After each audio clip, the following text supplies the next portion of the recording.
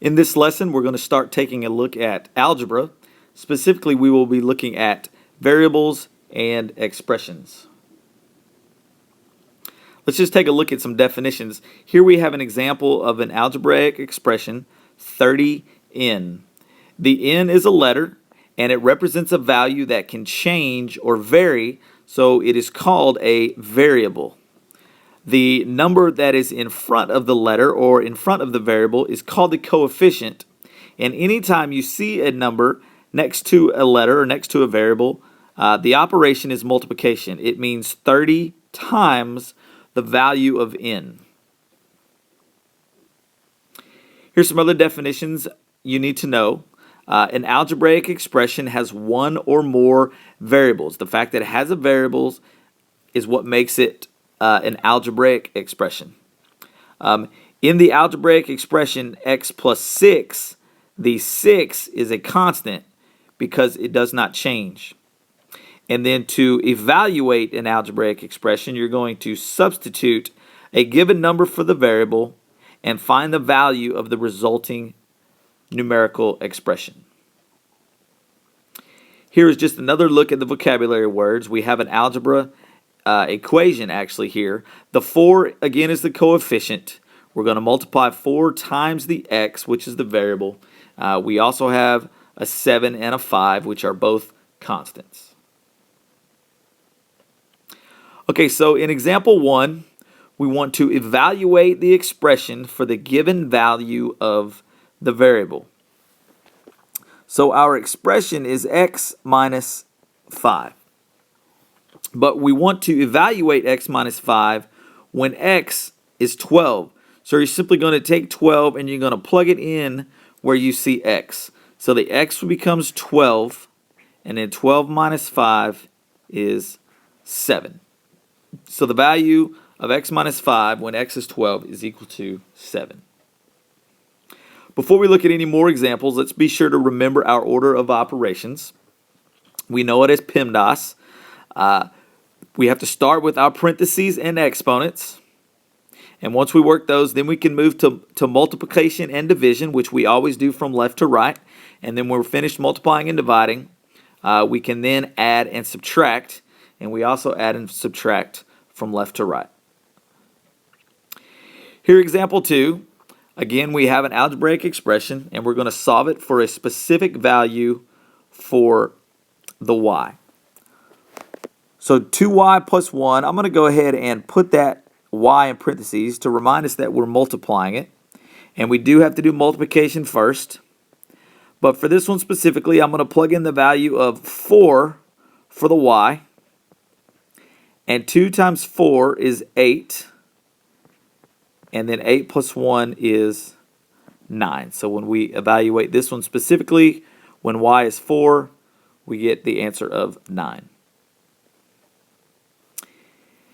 Here is another algebraic expression that we're going to evaluate. Looks a little different, but it's really the same. The only thing here is we're going to evaluate this expression for 3 different values for n. We're going to evaluate it for 5, for 6, and then for 7. So let's see. We're going to solve it for 5. We're going to solve it for 6. And we're going to solve it for 7. I'm just going to kind of break this up in a few sections. So if we start with the first one, let's see. We have 6 times, we're plugging in a 5. So 5 plus 2, and then minus 4.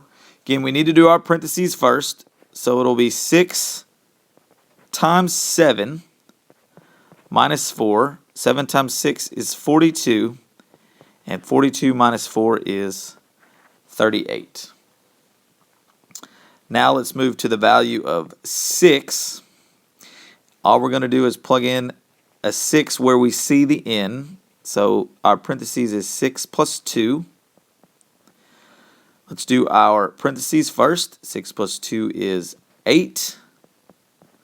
8 times 6 is 48. And then 48 minus 4 is 44.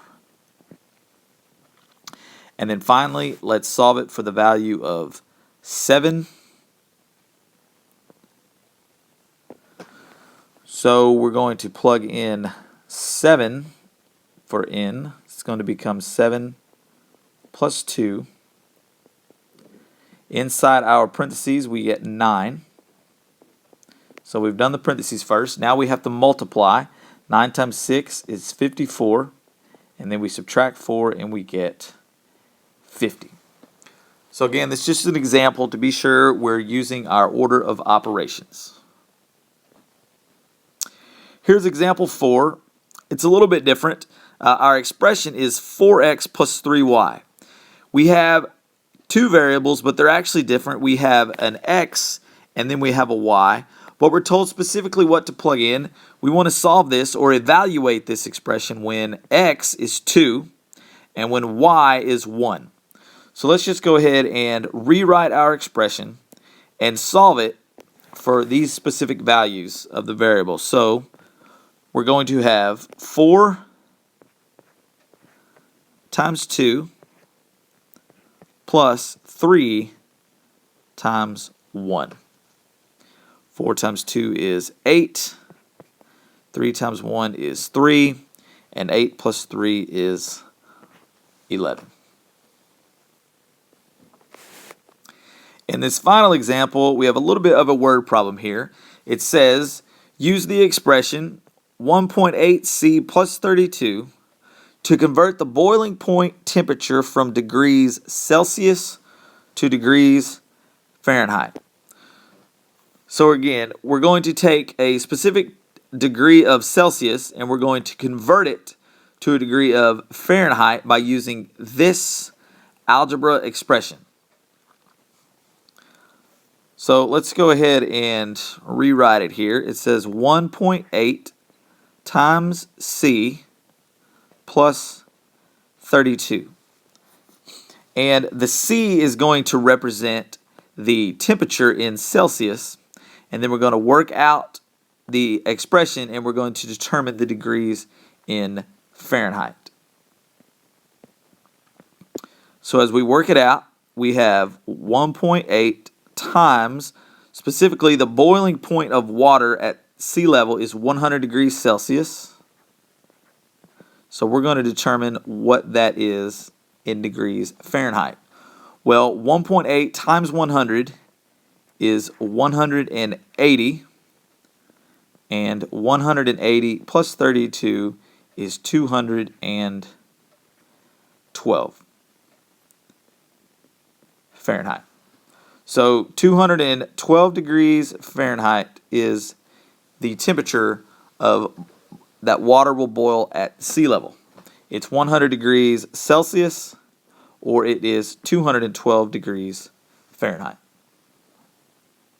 Made with Doodlecast Pro.